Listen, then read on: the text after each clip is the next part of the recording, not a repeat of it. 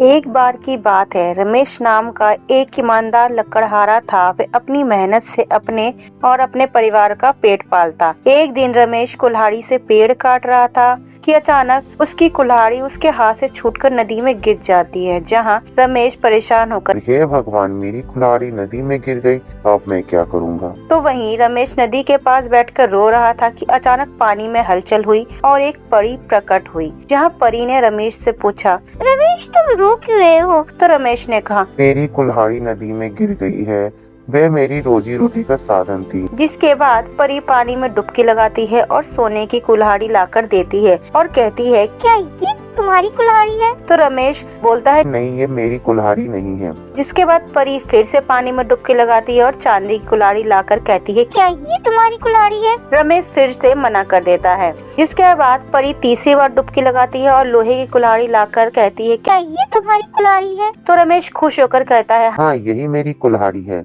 जिसके बाद परी कहती है, तुम्हारी ईमानदारी से मैं बहुत खुश हूँ। ये तीनों कुल्हाड़ी तुम्हारी है। जिसके बाद परी तीनों कुल्हाड़ी रमेश को दे देती है और रमेश खुश होकर कहता है, धन्यवाद देवी माँ, मैं हमेशा ईमानदार रहूँगा। जिसके बाद रमेश गांव लौट आता है और बच्चों को अपनी कहानी सुनाता है। जहां रमेश कहता है बच्चों से कि हमें हमेशा ईमानदार रहना चाहिए, ईमानदारी से हमें हमेशा इनाम मिलता है। जिससे बच्चे तालियां बजाने लग जाते हैं। बच्चों, हमें इस कहानी से ये सीख मिलती है कि ईमानदारी सबसे बड़ा गुण है।